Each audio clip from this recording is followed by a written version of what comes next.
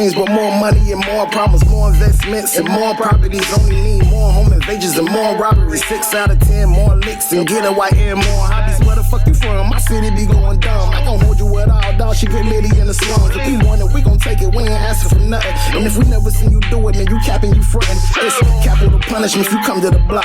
Running your box like niggas won't get down on the spot. Shit be happening every day. Got news break on lock. Fuck 12 forever. Ain't got shit to say to the cops. You feel me?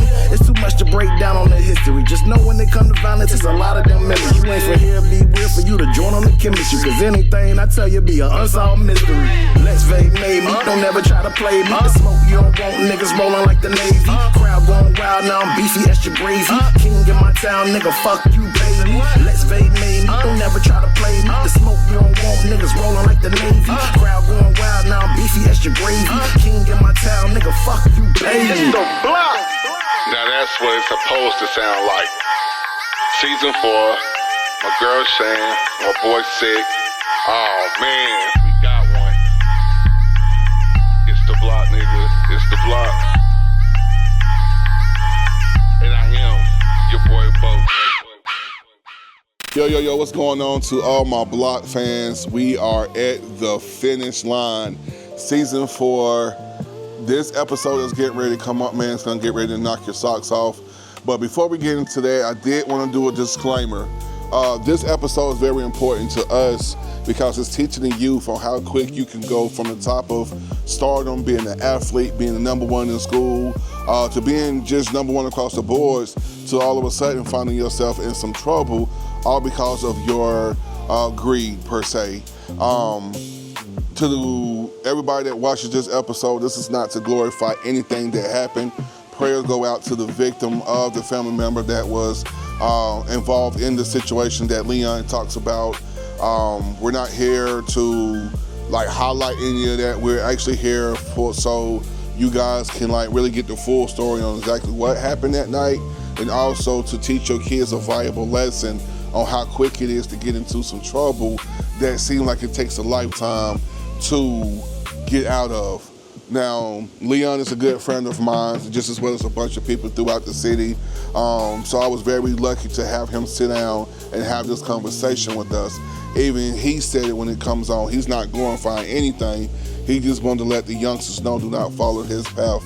But other than that, man, thank y'all for holding on. Thank y'all for giving us 4 good seasons, man. We got something big coming up for y'all, season 5. Stay tuned. It's your boy Bo. It's the block. I'm out. What up? This is your boy Bo. We are back with a special episode today. I'd like to introduce my co-host for today, Ms. Jasmine Bonita. Hi, everybody. And I also like to introduce a man of not too many words. You know what I mean? One of my dudes I grew up with. He came to bless us today to let us know what's been going on with him, my boy Leon. Yeah, what's going on, everybody, man? Oh, it's good to be here, man. You know, I just want to support what bro got going on, you know, elevate a little bit, talk about some things, man. Let's talk about some things. Definitely appreciate it. All right, so like I said, I got my boy Els with me today, Leon. So, bro, a lot of people have been wondering where the fuck you been. You know, a lot of things transpired while we was in high school that ain't for me to talk about. That's why you're here for today. But let's talk it back from your freshman year in high school, bro. You hella on your shit. You definitely leading the county and down near the state in rushing. And you look up and boom, life just happened. Yeah, man. My freshman year of high school, everything didn't change at the moment of the incident, you know, the big incident, you know, what we're referring to. But my freshman year of high school is when I opened up, you know, because I was always popular. I was always, you know, with the in crowd, you know, the cool guys, you know. It's been said that, you know, everybody in the school wanted to be like me and my right hand man. Shout out to my nigga bro. I mean my nigga Jay, Dub J. He out here too. But when I got to my freshman year, you know, things did change because I had to level up, and I had people above me, you know. So, but my thing was football, you know. That's what got my name out there. That's what made me, you know, popular, and I was real good at it. So I practiced hard. But when I got to high school, you know, I wanted to be on varsity. I didn't want to be on JV, so I took my spot and I had a starting position my freshman year, my sophomore year. After my sophomore year, during the summer, you know, we don't have things to do. There's nothing to do for kids around here, so I had a lot of idle time and hanging with the wrong crowds and things of that nature, and got into some things that we'll talk about later on. Yeah, because you hella being modest when you talking about some you was good, nigga. You was great in football. You're like, I wasn't on the sideline watching you in practice. Like, you wasn't just, like, going up against our defense like they was just, like, rubber bands. So what was it like, actually, as a varsity, as a freshman playing varsity at running back? Because there really ain't too many running backs that can carry that title. Well, I knew my talent because I had been doing it for so long, and I dominated, you know, at every level that I progressed up to high school, playing football. So I knew my talent, you know, and I knew that I had the explosiveness that it took to become, you know, something significant in that sport. But yeah, man, I never thought I was great, because after all, and looking back, you can't say a man great when he failed at what he was trying to achieve to become great. So I don't look at myself like, oh, I was great. I was good, you know, I had potential, but, you know, decisions change things, you know what I'm saying? When we make wrong decisions or choose to do something other than what we know is right, and the consequences is dire sometimes, you know, and I happen to be one of those people that didn't get a second chance to realize, you know, we make impulsive decisions at a young age, you know. But that's deep, because a lot of people and adults don't understand that, you know, we make a lot of impulsive decisions, and you see that a lot in the youth now, making impulsive decisions when they can be greater than what they are. So I really want to circle back around to it, because I like what you said, where you said that I didn't never become great. I was good, but I never became great because of my decisions. But, you know, when you have people watching you from the outside in, how do you feel they may have their conception on that? Well, it's a lot of talent that came before me that didn't, you know, that ended up becoming a statistic, or, you know, failing at something that everybody thought they would do, and then they didn't do it, and now it's like, oh, we thought he was gonna do it. We thought he had what it took. So when people look back at my situation, you know, and single my situation out and look at my situation, I'm assuming, you know, that they say that he had talent, but, you know, and he was a good guy, and he was a good dude, you know, and he just made wrong decisions, and now look what the decision that I made, look what it led up to. You know what I'm saying? It changed everything in my life. My life took a turnaround. One day I'm in school, out for the summer, the next day I'm in prison.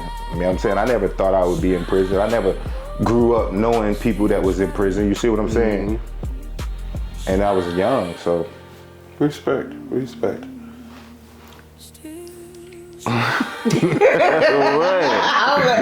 just listening. You're listening. Okay. That you keep on talking about the 10th grade. So what actually happened in the 10th grade? Because I want to know the story. Yeah. I was gonna tell you this shit. I didn't think you was gonna ask. So look, in the 10th grade, that's when my life turned completely. Like I never thought that I would be here today. If you would have asked me in the 10th grade where I would have been, you know what I'm saying? Never would have been like all this struggle years later. But in the 10th grade, so I had a great year, my 10th grade year.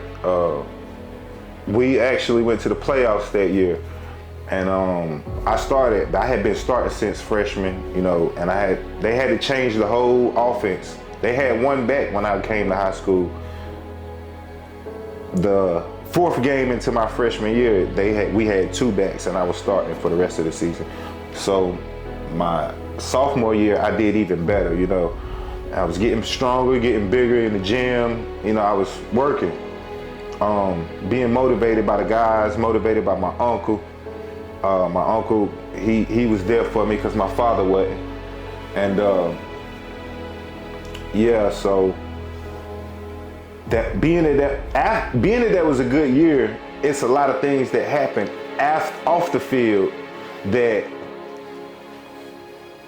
really, like, it changed me. It made me proud to be who I was, you know. Everybody know me, you know, like, I'm getting what I want. Like, it was easy. Everything was coming easy to me. So I passed my 10th grade. I didn't even know I had colleges looking at me during the summer until after I got in trouble. Yeah, so that summer of 10th grade, on June 30th, 2003, which was a Sunday, I was out and about. You know, I had been doing what I was doing throughout the day, and I had decided it was time to go home. So I called one of my friends, which he wasn't my friend. I got two older brothers. It was one of my older brother friends. So he had a car, he smoking weed, he just ripping and running. He doing what 20-year-olds do, and, you know, when they out and about and not really motivated to do much in life. But he was just being typical. And I called him and asked him to take me home, to give me a ride home. And he was like, I'll come get you. So he came and picked me up, and we was on the way home, and we rode through the parking lot of a Waffle House, and it was about like 10 p.m. at night. And that was the old Waffle House by the fairgrounds, right? Yes, it's the old Waffle House, which is now Jerry Hunt Mega Car Center. So we riding through the parking lot, and I hear some females, hey. You know, he got his window down so you can hear. So I sit up, I look. I'm 16 at the time, he's 20. And this is the type of guys I was hanging with every day. So I sit up and I see him. So they come run to the car on his side. I don't know the white girls. They was white girls. They was Caucasians. And they was like, we know. They was like, we know a dude that got something. I don't know what they said he had. They was just like, he has something dealing with money and drugs. Money and weed, excuse me. And so they was like, we could just do it, it'll be easy. So I'm listening, but that's not what I was into. I wasn't robbing, I wasn't stealing, you know what I'm saying? That never was me.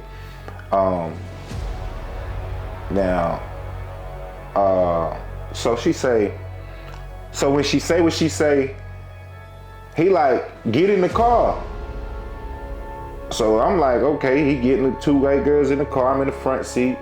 They get in, and he pull off. As he's pulling off, we're still going in the general direction of my house. You know what I'm saying? I was staying with my mother.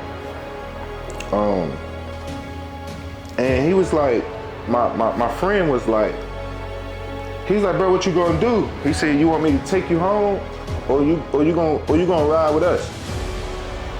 So I paused, I thought about it. Now, mind you, all I heard out the conversation that the white girl said was weed. Now I'm in 10th grade, it's the summertime, I'm selling weed. I'm fast, y'all. I was a little fast at a young age. And that's what I was doing. So when she said what she said, that's all I heard, weed. So when he asked me was I going, that's what popped up in my head. More weed to sell. So I paused. He was like, bro, what you gonna do? Like, I'm trying to weigh it. I'm like, shit, I'm going. He like, all right. Well, the plan was for me and him to go in and beat the guy up. You know, just no weapons, none of that. So when we get there, it's probably like a 5-minute drive. It's not even far from the Waffle House. We get there, the white girl set the guy up. It was a Caucasian guy. So the white girl set him up.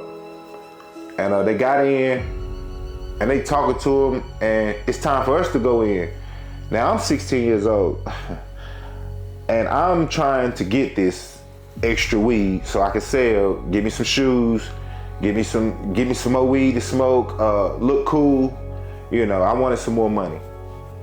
So I go in first and I see this big white man in the house. And I know I am a child. So I kind of get scared, but I got a stick in my hand just in case. So when I get in, I look outside because I can see outside the back door that I just came in. He's scared. He's a grown man. He's 20 years old. He out here in the streets and he's scared. So when I see that he's scared, I leave out. I was like, because the guy said, who you got with you? He asked the girls, who you got with you? And now I'm thinking like, dang, I can't take this whole grown man by myself. So I leave out. When we get outside, we go back to the car. The girls come out like, man, what was that? That was stupid. I'm trying to refrain from profane language. What was that? That was stupid.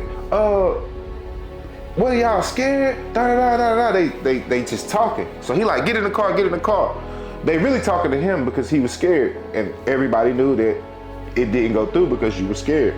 So he was like, get in the car, get in the car. And they get in the car. So now mind you, I'm looking at him like, I looked up to you, bro, that you just left me. Like you just left me. So I'm quiet. So they talking to him, they talking back and forth. And all I could think is, man, I used to look up to you. Like, so he say, I hear him say, we're gonna go get a gun. All right, that's all right, cool. We'll go get the gun. We go all the way back to the man house. Same thing. What the girls go in and we bust up in the door. So this time he got a gun. He first. He run up in there. I come behind him. And when we got in there, the guy, you know, rest his soul, he was on the phone talking. And it was just like nothing got said. Nobody said nothing. It was a pause, and then it was smoke. It wasn't a sound, it wasn't a gunshot. It was a pause. I see him on the phone, and then I smell gun smoke. So I'm like, what is that smell? And why ain't nobody saying nothing? So when I look at my friend with the gun, he's wide-eyed, holding the gun, looking at the man. So I look at him and I look at the man, and I'm smelling the smoke, and it dawned on me that, bro, you just shot him. So that's what I tell him. I said, bro, you just shot him. And he said, bro, I know. So I turn back, look at the guy, and he goes in one direction past me. My friend is on my left, and the guy goes to the right. He's holding his neck. The first shot, it happened so fast and everybody adrenaline was rushing that nobody heard it. Plus Plus it was a silence shot. It was a silence shot. So he's holding his neck and he's going to his room. And I'm looking at my friend and I'm looking at him like, what did you just do? And he left. Like, I'm gonna just say it like that. He left. He panicked and he left. When he left, I left. I didn't want to look for nothing anymore. I didn't want to be involved anymore. I left.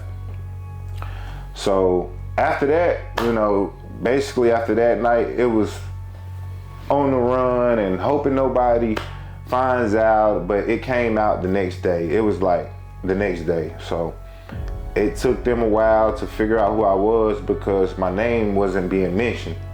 Because mind you, the white girls didn't know who I was. And he was, you know, he stood and didn't tell, you know, he didn't say nothing. So what happened was how they knew that I did it or that I was involved was because they went to a high school party. It was a party and the police pulled up. I was at the party when the police pulled up. I was scared. I was like, oh, they coming for me.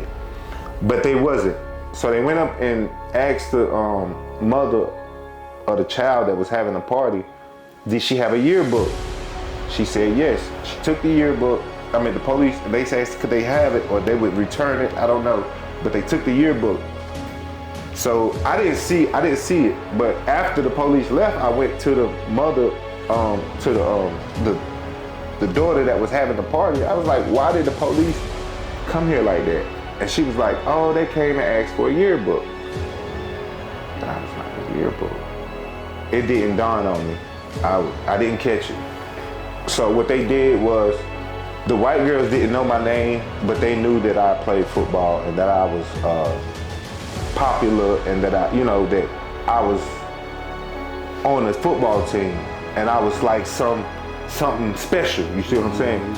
So they got the yearbook, took the yearbook to the white girls and said, point them out, and they pointed me out. So as all this is going on, I can only imagine how your adrenaline is feeling because it's like you just, like you say, I just want the weed. Anything else is fucking uncivilized. Right. So you smell the gun smoke, you realize shit done hit the fan at this moment. I can only imagine like where your brain was at that moment because like I have seen it in my own eyes, not in your situation, but just being present at a scene and somebody's life has gotten removed because of silliness, you know what I'm saying? And so I know when I seen it, my shit was like, boy, what the fuck, you know what I mean? So at this moment, was there any other contact with your friend after that day? Or it was like, okay, it's just best I just go ahead and just put an ocean between us because I can't even trust your movements at this point? Well, that's what I should have did. But you know, being young and calling another teenager, man, or whatever, boy, a friend, is certain things that you feel like is right and wrong. You know, you don't mess with this girl. You know, you don't tell on him. You know, you don't. If he let you get something, you give it back. You know, that's what friends do. You know, they ain't gonna do nothing other than. So I thought that's what I was supposed to do, was like keep in contact with him, like, bro, it's just gonna be okay, and tell him like, you know, I'm not gonna tell, you know, and I tried to like forget about it, like it didn't even happen. How long was the time in between when they caught you, or like you was out for just living life? Oh no, I actually left, and I was the last one to get. I turned myself in. I turned myself in because they was looking for me for like 2 months. I was in Charlotte, and I was on my way to Alabama. I was finna go to Alabama. I had family down there, whatever. And it just was tearing my family apart because here it is, I had a future, and now my future is not looking like nothing, you know, at that point. So I called home one night And you know, I wasn't keeping contact because they was really looking for me. They was looking for me everywhere, like posting pictures. I was on the news in Charlotte, like, and it was looking bad. Like it was me. Like it was I'm the one. Like, oh, he's the last one. He's the smart one. He's the one that we can't catch. Like, you know. And I was like, well, dang, it do look bad. I'm running. You know, let me. At the age of 16, let me man up and face what I did, you know, the decision to be there. So I told my family to come get me. Well, it was a thing that they had me labeled armed and dangerous, and everybody know, like, I wasn't that. I was not that. So when they was looking for me, they was really like aggressive, and they was running down with guns drawn. Is he here? Is he here? They couldn't find me. And people calling me, boy, they just came through here, boy, you hot, boy. They looking for you, boy. Hey, when they catch you, you better lay down, you know. Don't show no resistance, cause they like really on that. So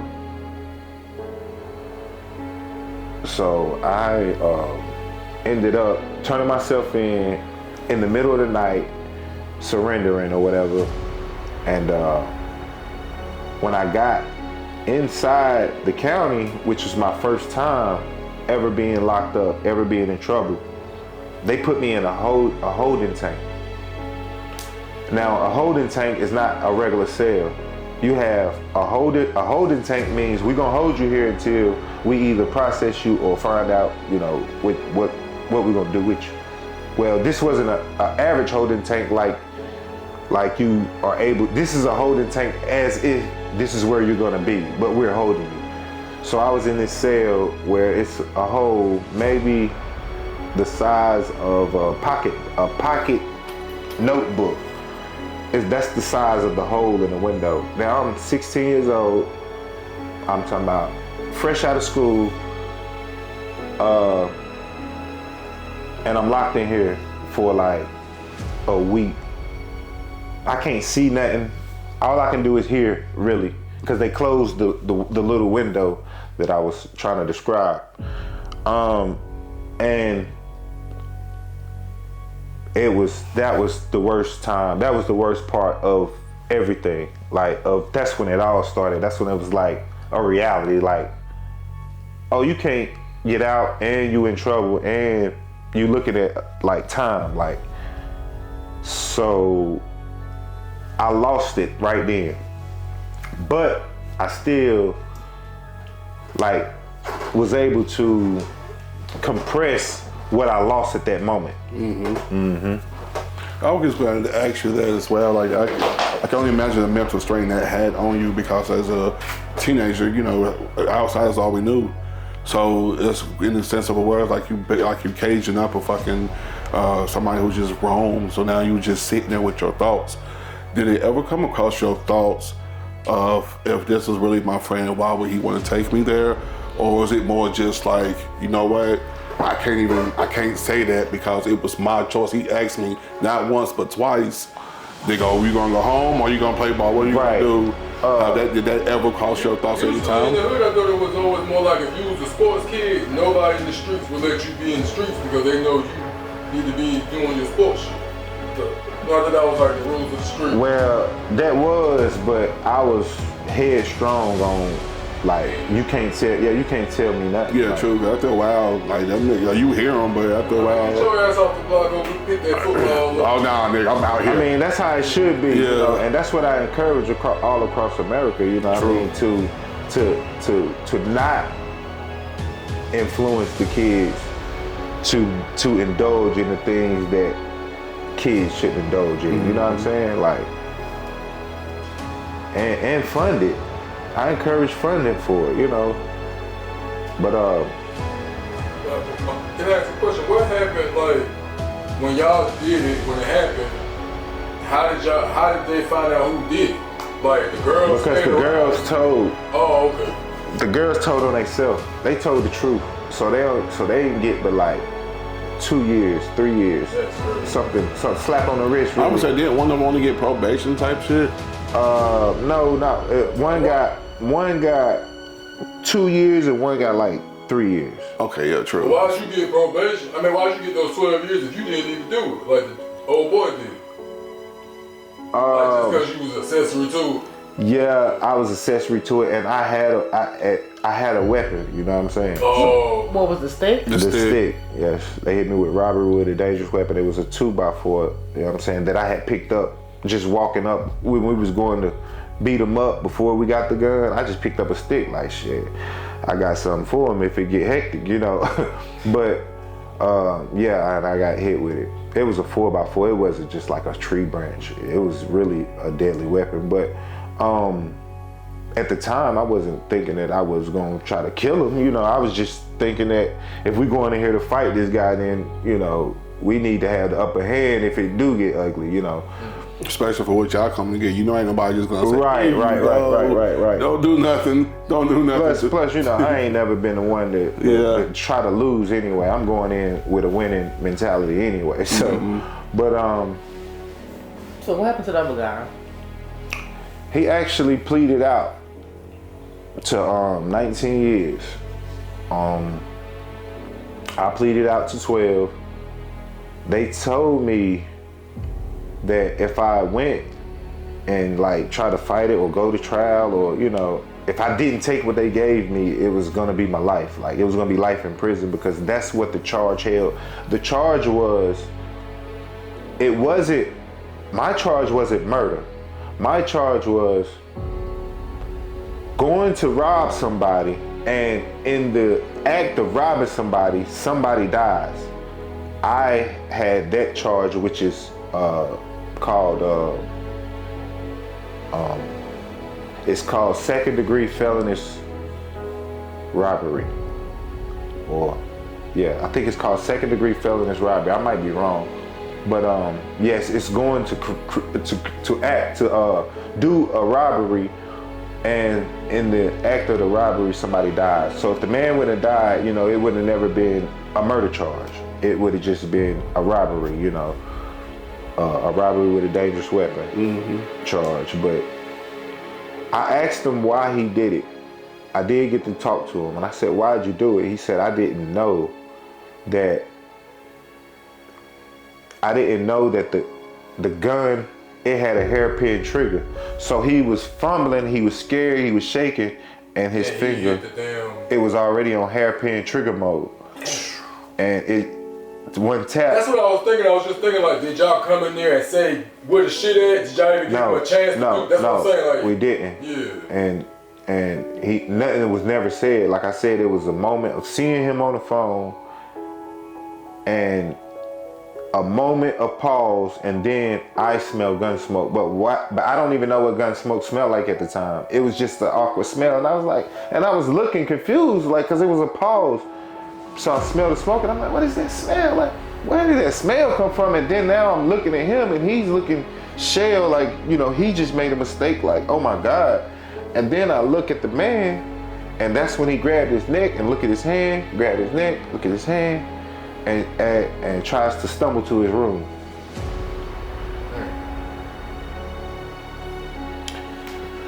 We can end it there. So at this time, you know, you're in the hole, you with your thoughts. Okay, when you went to court, that's when it seems like you're like, okay, like now this is the time. This is that time where either they're gonna let me be a child or they're gonna make me be an adult. Right.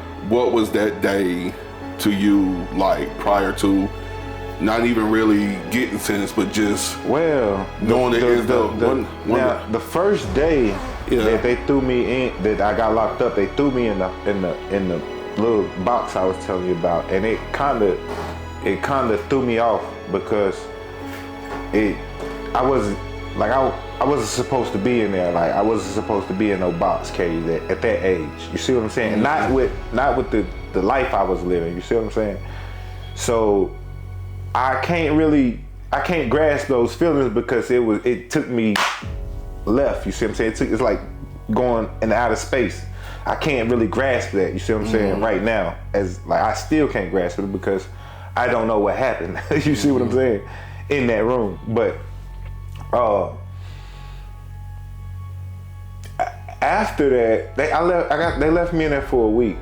It was like 7 days, and then they moved me with the juveniles. But that was only because they moved me because I guess they was trying to make me or see what would come out of me. But I just laid down and I just chilled and I prayed. I read the Bible. That was the only thing they gave me, and I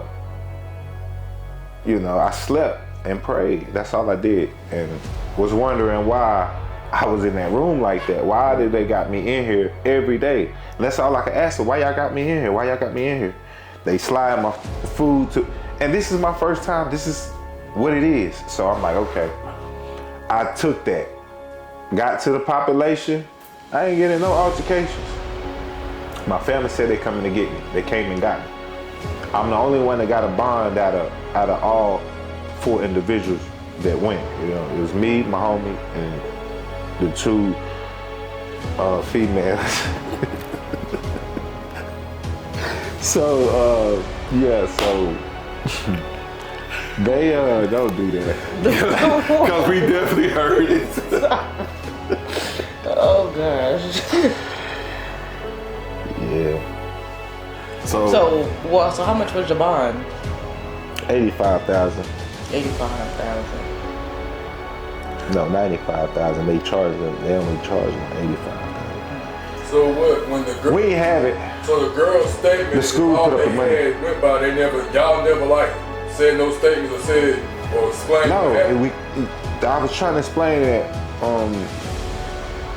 to earlier. I don't know, at what point, but yeah, I couldn't, like, we knew that they was telling, but like, what can I say? What can I say to a person who's telling the truth? She said everything, but they both said the truth. They both told on themselves.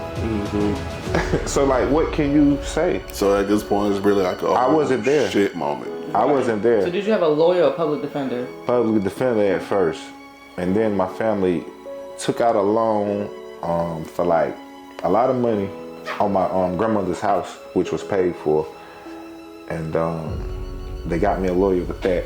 And the, how I made bond, it was like You used to live next door to Aaron, because we used to hang out with the dude named Aaron over there, and Epi and them used to live across the street. Epi? White Street behind Hayes, bro. Epi, yeah, Epi was across the street, a Spring Drive.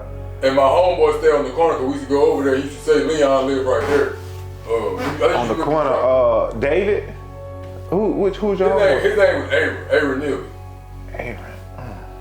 But you did live next door to him, I remember that.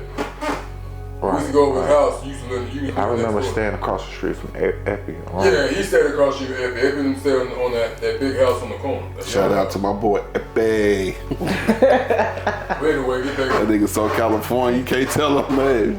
True California basket. But what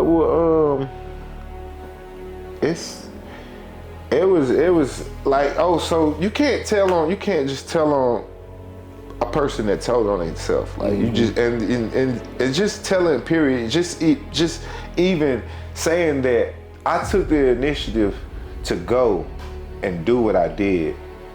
So when the weight come on me, I have no choice but to see my fault. Now, mind you, I only focus on the decision. So because that's what happened. I'm saying it was a time when I made a decision that knocked everything off course, and the traumatization of thinking about that so long, it sticks with you. It's in you. You see what I'm saying? So you got the bond, you went to court. At that moment, a glimpse of hope had to hit. Like hell yeah, I'm the only one that got a bond. I'm good, cause at this point. Nah, I knew it was over. Yeah. I knew it was over. I got bond to celebrate my 17th birthday before they was gonna hit me over the head. I knew it was over. Because for one, I knew what I did. I knew I participated, and it went wrong. It wasn't never supposed to go like that. It was over. So how long, you was out on bail for until they? About 3 months. Damn. 4 months. And the only reason it happened like that because, okay, now mind you, I was the last one to get locked up, so they already in there stressing, telling on themselves, telling on each other. I don't know what they doing, but I was out and on the run, but they were locked up, so they was already going through their legal process. You know what I'm saying? They was further ahead by the time they got me. So when he copped out because these two girls made the statement saying that what happened was they weren't even involved. Only thing they did, they said, the white girl said, we was going to get something and we just flipped. Me and him just flipped type shit. When really they was the masterminds. They knew the dude, they plotted it out. Yeah, we just gonna do it this way. And we went by the plan and it just went different. But and then remember you said that y'all backed out and then they went in there badgering him like to pump him up to go do it again. Like, yeah. So it was they was the masterminds behind the whole thing. They definitely did that. Yeah. When they came out, they was like, "What the fuck are y'all doing? Y'all are some fucking bitch ass motherfuckers. You could have just." I was like, "Damn, she can't be talking to me because I was on go." Yeah, y'all niggas is some bitches, y'all. I should have left then. Like, that's what I was thinking. Like, yeah, y'all, I was my homie. I'm looking at him like, shit, bro. You Definitely ain't talking to me, because, but nevertheless, so you've done all this. You're in the penitentiary at this moment. Was you automatically on the adult pod, or you had to wait, do like some juvie, then go to the adult? So December 15th. Okay, it happened June 30th. That's when the actual incident happened. June 30th, 2003. On December 15th, 2003, I took a plea for 12 to 15 years. I took my first plea. So when I got to the jail and I seen the court-appointed lawyer, I asked him, I said, "Hey man, listen man, I was there." I said, what are they gonna, I asked the lawyer, I said, what are they gonna give me? What's the least time you think I would get out of this situation for just being there? He told me 14 years. His name was Ben Philpott, older white guy. I told him, I said, "I appreciate it, man, but my family gonna get me a lawyer, man." And left out. And my family did all of that, getting a loan. I'm talking about, that's the whole situation. But the loan was used to get two lawyers. One lawyer that had a partner that they acted, they was together. Two black lawyers, Dwayne Bryant and Bruce Wayne. They was out of High Point, North Carolina. Dwayne Bryant's a federal lawyer now, and I don't know what's up with Bruce. But the reason why I got sentenced so fast, because I already knew, I had already accepted my part, my responsibility. It didn't go how I thought it was gonna go, or how it should have went, or it could have went. You know what I'm saying? What I was with was running in there and beating the dude up. I wasn't with really the gun, but since you so scared to do it, go ahead, take your gun, and we can get it done that way. You know what I'm saying? So at that point, I had already accepted it. So the reason I got sentenced so fast was because I took the first plea. I got on my knees and asked God that if you give me anything under 10, I'm grateful. I know what I did. You see what I'm saying? I took my responsibility. And so they came to me December 15th, I got sentenced. They came December 7th to my house, which was like a Sunday, and was telling me that next week they had a plea bargain and said, "Look, man, we got this plea right here for 12 years to 15 years, man. It ain't gonna get no better. So they not trying to do nothing. Like, this is what it is, man. Like, if we could do more, we could, but we are encouraging you to take this plea. I'm 16 years, I turned 17 October. In between June and December, I turned 17 in October. So he tell me this is the best I'm gonna get. So I'm like, man, you already know what I prayed for. It ain't 10, but it's close to it. Cause it's not gonna be good to try to act like I didn't, you know. Cause everybody was like, oh, you didn't do it, you didn't do that, did you? And I'd be like, like, nah. Yeah, it's like, slow down. Yeah. I had another side that y'all don't know about. Like, Yeah. But I still, all in all, it was a bad situation. And I had to take responsibility for it, you know. And I live with it every day because I feel like I should have been great, and it's like that wasn't my only chance to be great, but that was the easiest way.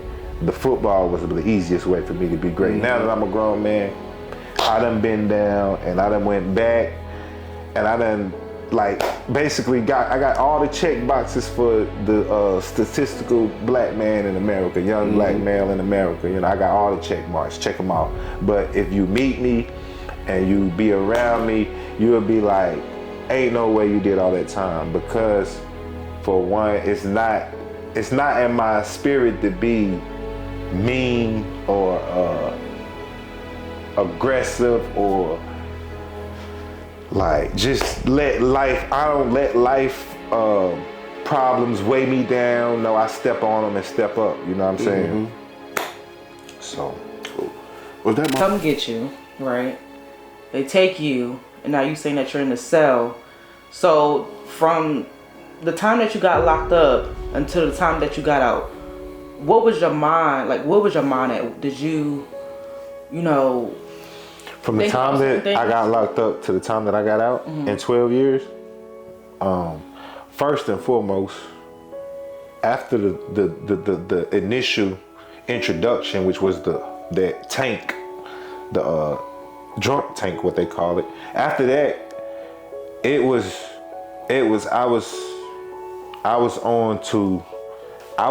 left everything. That got shut down. Okay, so when you say, like, people ask like, oh, what you plan to do when you go home? And a lot of people in there will tell you, oh yeah, I plan to do this, I plan to do that. But then by us knowing what it's really like in the world, we're not even really trying to hear that. But we learn so much in there. And I ain't talking about no drugs. We learn literature, all type of literature. And we do it for so long. I did it for so long. I read, I educated myself, and I couldn't apply it because I was there, you know. So when I got out after doing 12 years and all this studying and all this, what I want to do, and oh, I can do this or I can do that, guess what? When I got home, I'm back to poverty. You see what I'm saying? I ain't in an institution, I'm back to poverty. But I took the transition so like on the chin, so player, that I felt like had I not got caught with the gun the first time, you know what I'm saying? And a second time, but I don't carry guns no more, for the record.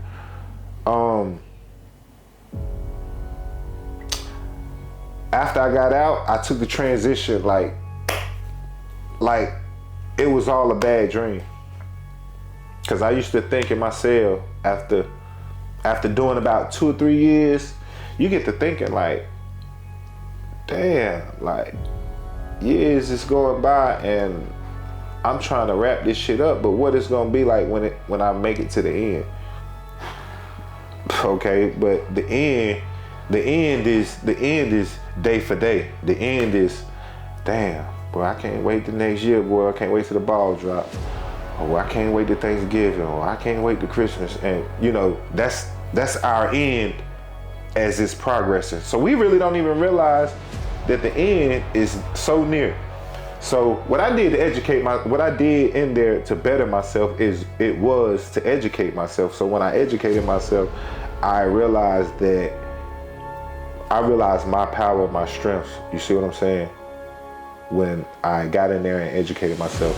And a lot of guys, you can go take classes, you can take all the classes you want, but they not giving you any certification for it. So if you go to the classes just like, oh, I'm going to get certified, it don't mean nothing. Mm-hmm. You see what I'm saying? Because it's going to be on you when you get home to say, I did that. Okay, what you know. Now you can show them. At least you got the freedom to show them your abilities, and you can make some money once you're home. But in there, it's just about educating yourself and staying busy. Like, people work, people get jobs. It's a world within its own. I played sports. My outlet was sports. Mm-hmm. I could play sports out the whole day, and it'd feel like I wasn't even in prison. But that was only because I was able to adjust and not be resentful. That was the word I was looking for earlier. Not malicious, but resentful. A lot of people in prison are resentful because they don't have family. They don't have money coming in. You know, I didn't have to go through that. I had family, you know what I'm saying? Thank God, you know what I'm saying, that they were there. And I was able to always keep a good spirit, you know.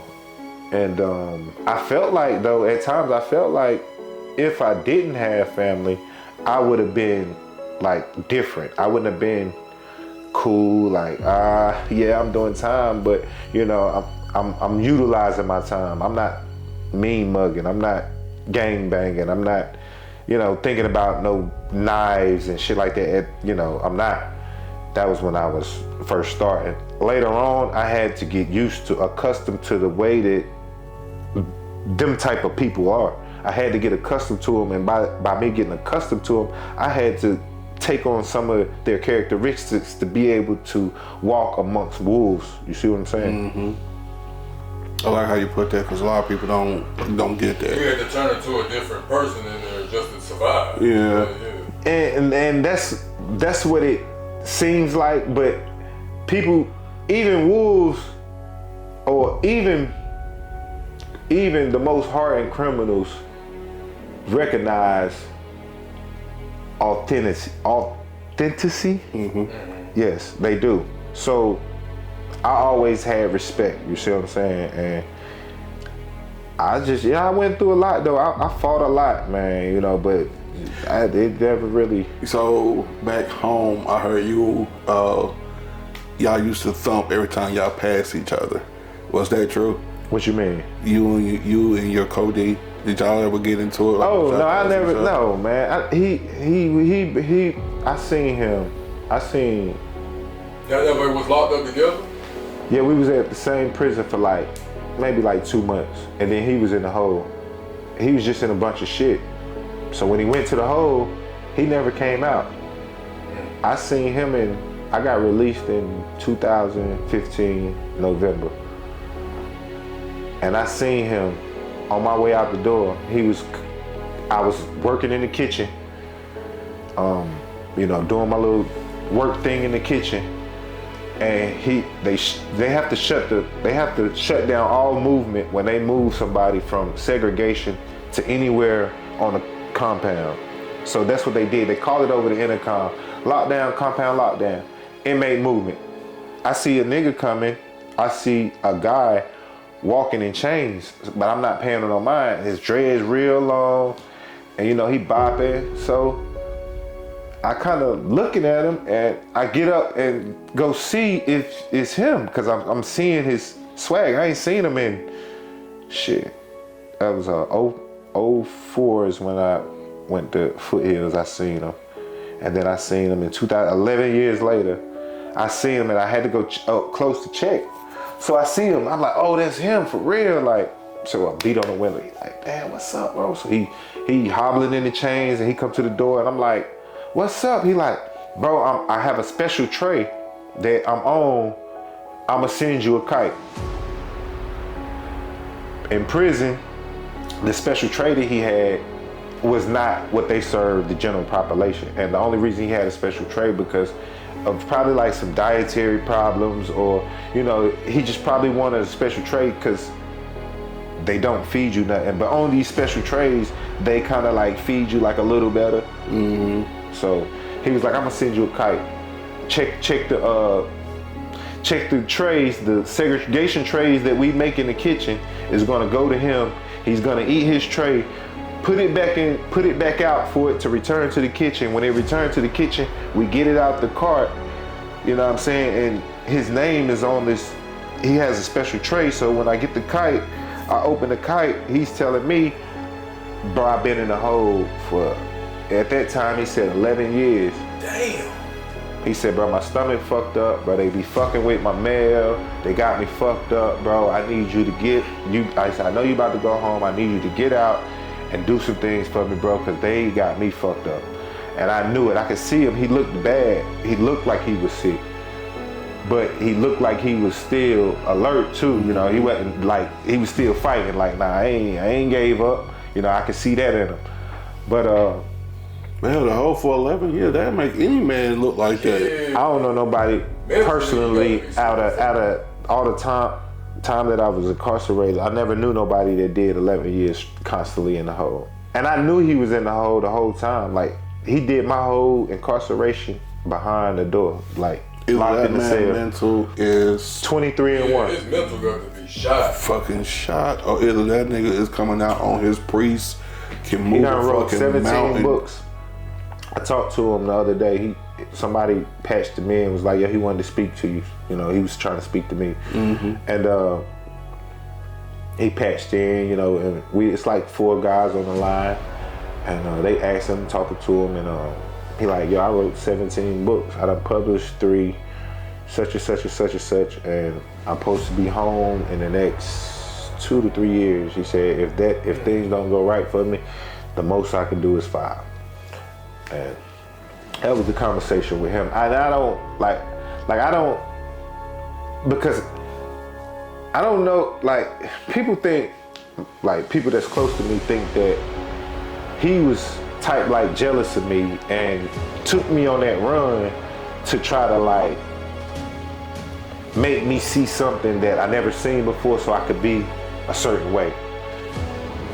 So, but you gotta think about this too though, and this is once again on the outside looking in. A lot of people felt that way just off the strength, like, come on, bro, knew better. Kind of what Nick was asking earlier.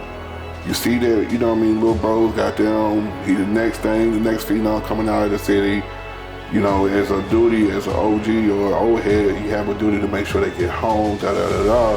So a lot of people, including myself sometimes when I thought about, like, damn, bro, could've, like, nah, bro, you can't take this mission with me. I'm gonna go ahead and take you to the house. Right, we ain't doing that. Yeah, you know what I mean? So a lot of people had that understanding or that misunderstanding, that not that he forced you to do it, but he should have known better to just go ahead, take you home, and call it night. Not giving me that option. True. Right. But, you know, a lot of people haven't heard you, well, outside your family members or whoever you actually entrusted with that story, don't understand that you pull what most of us do at that age. Nah, motherfucker, I'm finna earn my wings tonight. Right.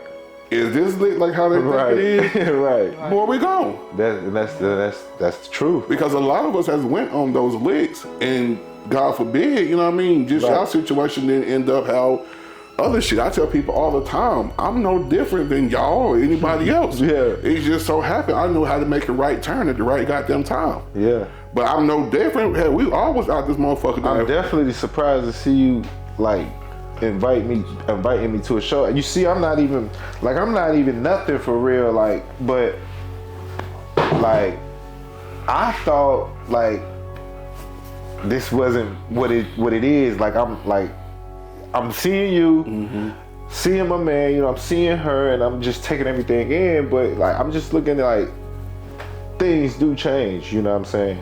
So he was rough around the edges. Hearing you got the NAACP behind you with this case, and it's like, damn, like, bro, it's really motherfucking gone.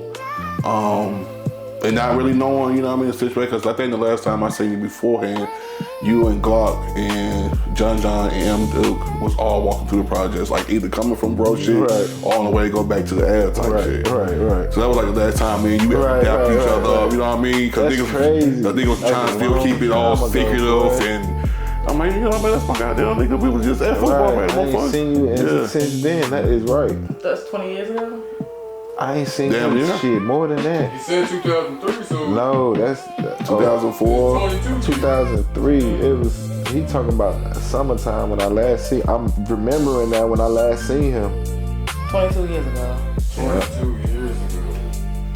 So y'all haven't reached So how much more out. time did you do after? Yeah, I remember that. Y'all was staying in that middle apartment. Yup.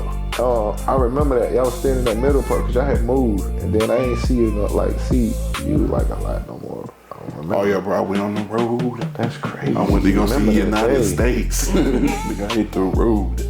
Everybody going out to college. I'm like, let me get this door-to-door salesman job. I had something happen. I had someone tell me yesterday something that surprised me because I ain't never heard it.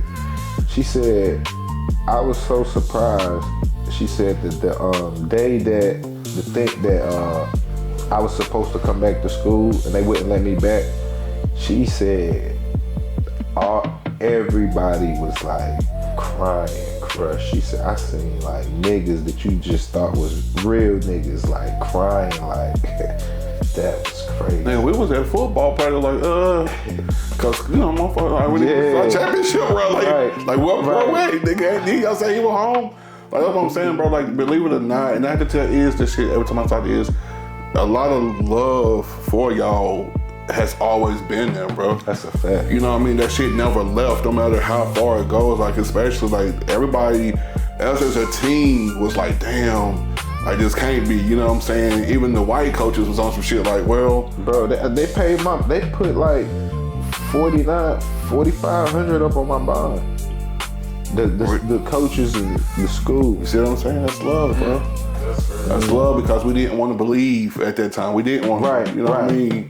Like, ain't no goddamn way, you know what I mean? We didn't want to believe, but it was just like, it was that one coach, because this is like where I heard the dude was a Hell's Angel and all this shit. It was like, well, you know, if you get out, man, they gonna try to kill Leon. And niggas was like, ooh.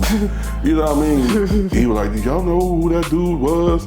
Now, granted, he never finished that season with us because I think Coach Hunt heard that shit and was like, oh, nah, nigga, you got Who, Holzhauser? No, it was not Holzhauser. It was one of like a defensive coach that really wasn't.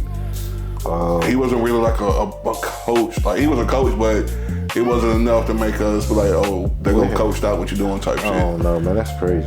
That's my word, bro. That's what I'm saying. There's like so much shit circling around behind the situation, and man, I still talk to third grade teachers. Man, I talk to everybody, man. Church members. I talk to the whole community, man. I know a lot of people, man, and I still get the love. Like people look at me, they don't even see. They don't even see like that I did time.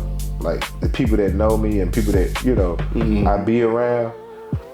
And that be the thing though. The people that know you know, like you good. You know what I'm saying? It be the motherfucker that always want to speculate because they assume that's how it's supposed to have happened.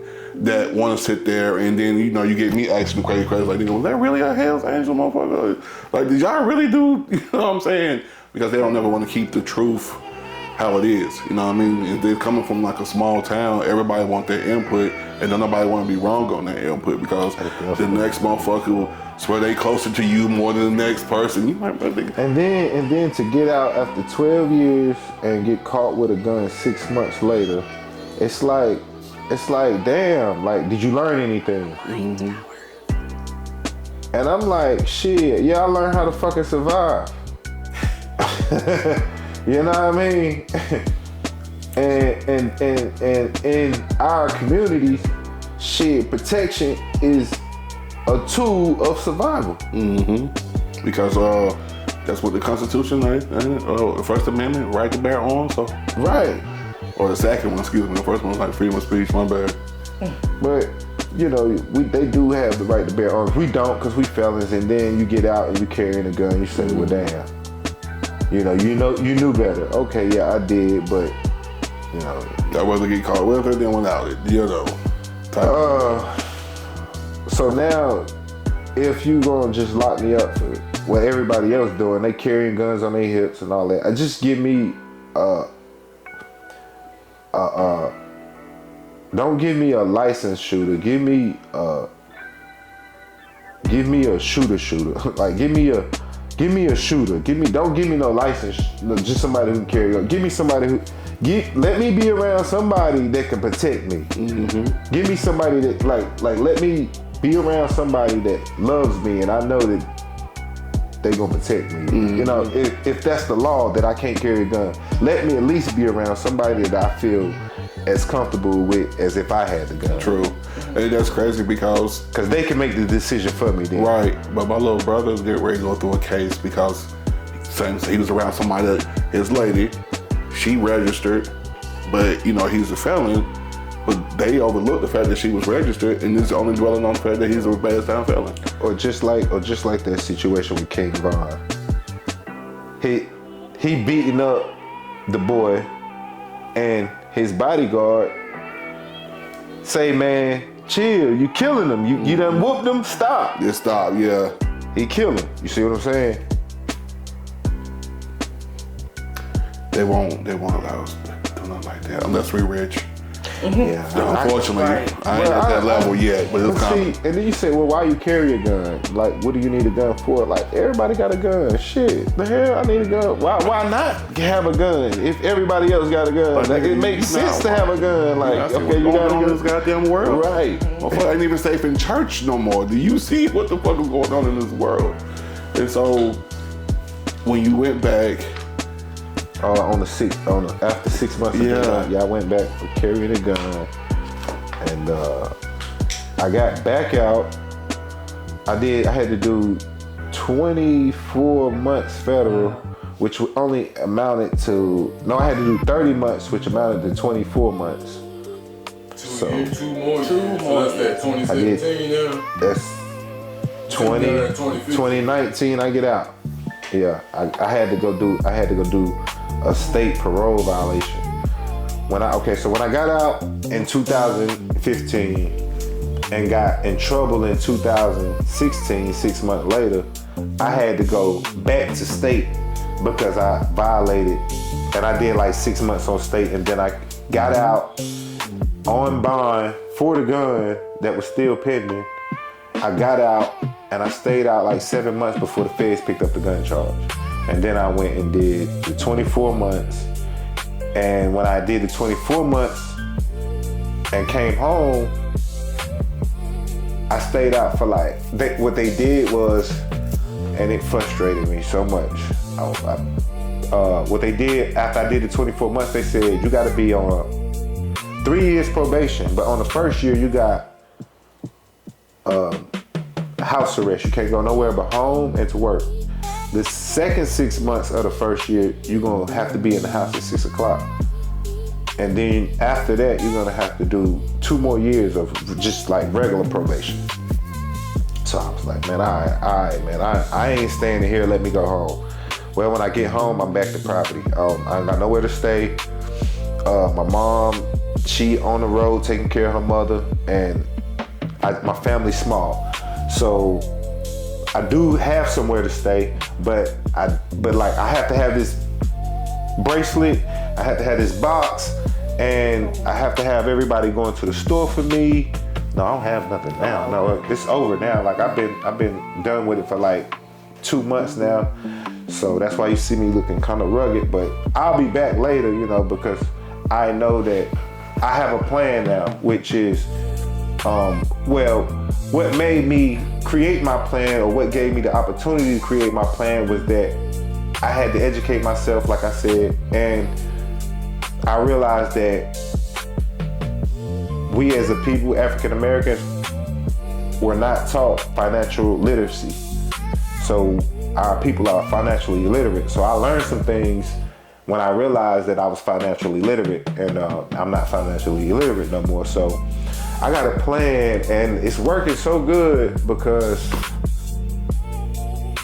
it's like, it's what everybody been doing. Working your credit. Working your credit, creating LLCs, which is a corporation that cannot take responsibility for anything. It's just a business. So I learned the business side of things, and I'm working hard to achieve my goals. So. Well, I'm glad to see things is working out, and I want to give you your flowers because throughout this whole time I was talking, bro, your accountability was all throughout this conversation. Not once did you try to point the finger like, nah, fuck that nigga shouldn't have done this, or nah, fuck that, fuck them bitches.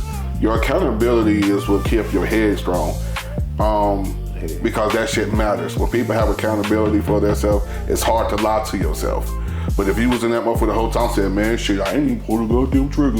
I don't know what the fuck I gotta do this time. Yeah. You know what I mean? That shit would've ate you the fuck up. But you knew right then and there, accountability. I made that decision. True. So you don't see that, bro. You don't. Motherfucker don't even take motherfucker killed me in a car crash and tried to lie about it. You see what I'm saying? Motherfucker tried to, I didn't even see him right there. Motherfucker, yes you did. You killed me. You hit me. Yeah, I would have been dead, right. You feel me? And hear you up line, yeah. A lot of motherfuckers just, that word accountability don't happen so often. So definitely gotta give you your flowers on that. And also on keeping your cool with the whole situation, because you could have been mad at the world. You know what I'm saying? 16, shit that got stripped away from you, because once again, they just fall back around to the word accountability. So as we land the plane, excuse me. Hey, you know what though? It's crazy because I feel like the world mad at me because I'm not mad. I'm not crazy. I'm not deranged. I'm not institutionalized. I'm not PTSD. You know what I'm saying? It's like the world mad at me for being me, bro. Like, that's crazy. No, that is crazy because and that's once again go back to that, they mad at you because they didn't suffer. They in their mind thought you were supposed to suffer. You didn't come in out here, motherfucker, thugging, ready to whoop everybody out, because in their head, they thinking because you went in at a young age, now you gotta be what they see on TV or what they see on social media. But you coming in out with a level head, niggas, they hate it. They hate that shit, bro. They hate the image they paint in their head. If that's not who they see, oh, them motherfuckers got some hate. Hold on right quick. I still plan to change the game. Break some records out this motherfucker. So, financial literacy, what else is on your plate as we wrap this up? This is the time that I need you to look at the camera and just give that message to these YNs, to these drill motherfuckers, so you motherfuckers think that, you know, life is sweet and they can just hold that pistol.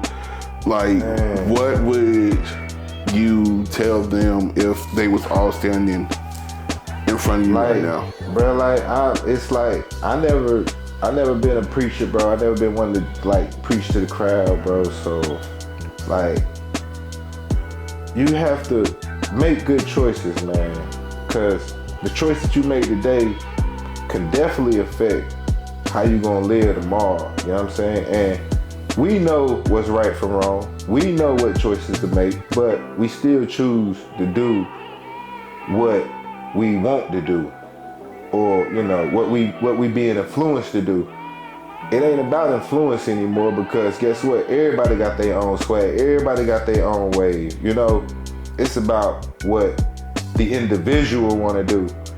Make right choices and hang around and be around and hang. This is for the younger crowd. Hang around and be around those that are like you. You know, they say birds of a feather flock together. As to the gangsters and the people out here that's, you know, indulging in the what is it, a fad, or, you know, people that's indulging in just violence and negativity and just warped thinking. Like, man, I don't think that could be, like, addressed in one sitting. You see what I'm saying? Because you have to talk to the people and let them know what they're doing. You know, the youth is gonna be here. The youth is our future. And That's what I focus on. Sweet. Well, this has been another episode of The Block. I am your boy, Bo. My lovely co-host for today, Miss. Yeah, that's really good. And our special guest, Mr. Leon. Tell them where you can be found at. What you're doing next up. That you got any books Them dropping? social media. You got any books dropping? I don't do the social media, not yet. I ain't really stepped out yet. This is like kind of premature. I wasn't really expecting this, what is it, like the magnitude of it? I wasn't expecting it, and this is my first time out, y'all. So, like, I can't really, let me come back and then I'll have my contacts and, have everything in line, because right now it's kind of, I'm here, I'm there, I'm trying to figure out how I'm gonna get this credit working, and, it's a lot of scamming and fraud going out, so I ain't really created no social platform to really I ain't really trying to put nothing out right now. Right. You know what I'm saying? But I do got something in store for the Vague, yo. For real, I got something in store for the Vague, and I know once it gets started, it's going to be supported, because people tend to gravitate to those that are positive and motivating. You see what I'm saying? So yeah, because that's definitely why I reached out to you, because this is what this show's about. I can't stand somebody chase negative shit, bro. I can't stand it. That's like one of my, like, I could have been took off, you know what I mean? Because I could have been talked about the drugs that were sold around here, bring in the people who still glorify the bullshit that we were doing. But for what? They ain't teaching nobody nothing. You know what I mean? Right. So use my show as a teachable moment, because we all from the block, whether you want to love it or not, you know what I mean? And so that's why I named it what I named it, because at the end of the day, we come from fucked up situations, but look where we at now. So, from my house, my block to y'all block, peace. Lex Vade, baby, where the smoke stays sweet. Barbecue oozing through the gaps in my teeth. Dunbar roots, little Shan with a spark. Now the school shut down, but I still love